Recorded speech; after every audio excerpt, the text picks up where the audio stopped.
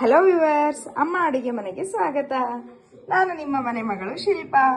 ಇದು ರುಚಿ ರುಚಿಯಾದ ಮಾವಿನಕಾಯಿ ಚಿತ್ರಾನ್ನ ಹೆಂಗ್ ಮಾಡೋದು ಅಂತ ಹೇಳ್ಕೊಡ್ತೀನಿ, ಬನ್ನಿ ನೋಡೋಣ.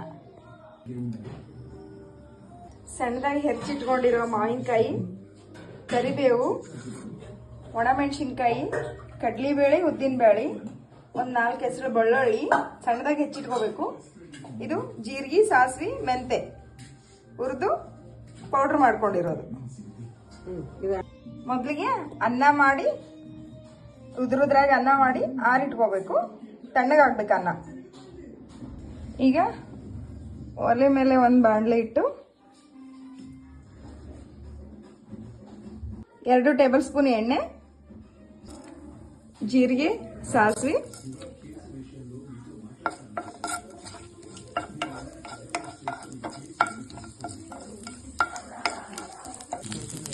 ಬೆಳ್ಳುಳ್ಳಿ,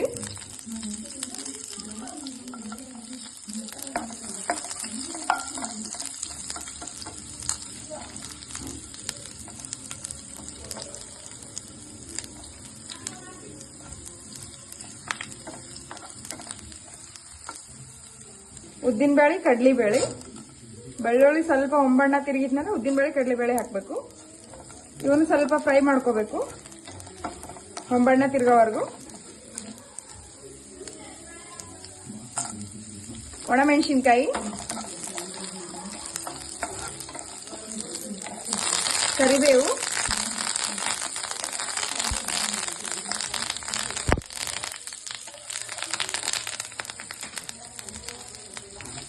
ಮಾವಿನಕಾಯಿ ಸಣ್ಣದಾಗಿ ಹೆರ್ಚಿಟ್ಕೊಂಡಿರೋ ಮಾವಿನಕಾಯಿ,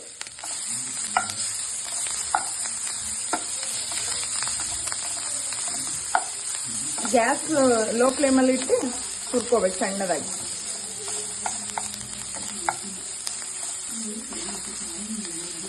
ಈಗ ಮಾವಿನಕಾಯಿ ಸೀಸನ್ ಅಲ್ಲ, ಮಾವಿನಕಾಯಿ ಜಾಸ್ತಿ ಇರ್ತಾವ, ರುಚಿ ರುಚಿಯಾದ ಚಿತ್ರಾನ್ನ ರೆಡಿ ಆಗ್ತವೆ. ಚಿಟಿಕೆ ಅರಿಶಿಣ,